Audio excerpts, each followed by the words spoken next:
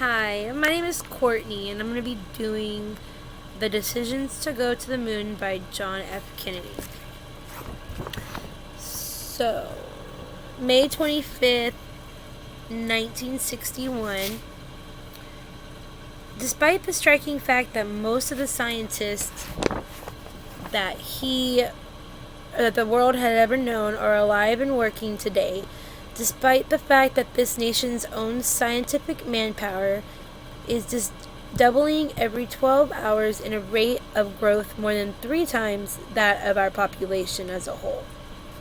Despite that the vast stretches of the unknown and the unanswered and the unfinished still far outstrip our collection comparison.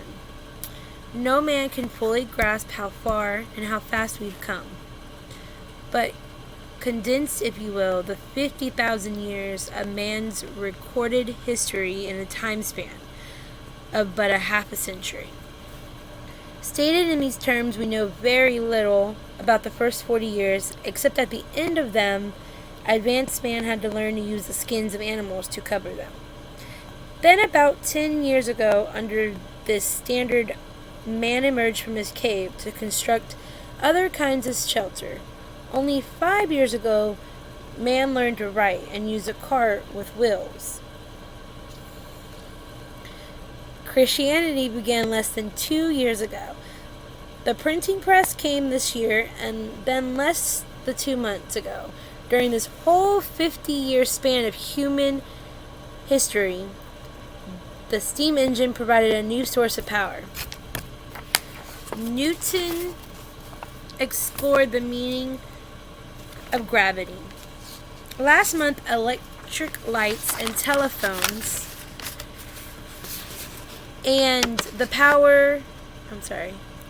a new source of power. Newton explored the meaning of gravity. I already said that. Only last week did we develop penicillin and television and nuclear power. And now if America's new spacecraft succeeds in reaching Venus, we will have literally reached the stars before midnight tonight. He goes on to say, it is not surprising that some would have stayed where we are a little longer to wait. But this city of Houston, the state of Texas, the country of the United States, was built by those who waited and rested and wished to look behind them. This country was conquered by those who moved forward, and so will space. Those who came before us made certain that this country rode the first waves of the Industrial Revolution, the first waves of modern invention, and the first waves of nuclear power. And this generation does not intend to founder in the backwash of the coming age of space. We mean to be a part of it. We mean to lead it. For the eyes of the world now look into space, to the moon and to the planets beyond, and we have vowed that we shall not see it governed by a hostile flag of conquest. We set sails on the new sea because there is new knowledge to be gained and new rights to be won, and they must be won and used for the progress of all people, for space science like nuclear science and all technology has no conscience of its own.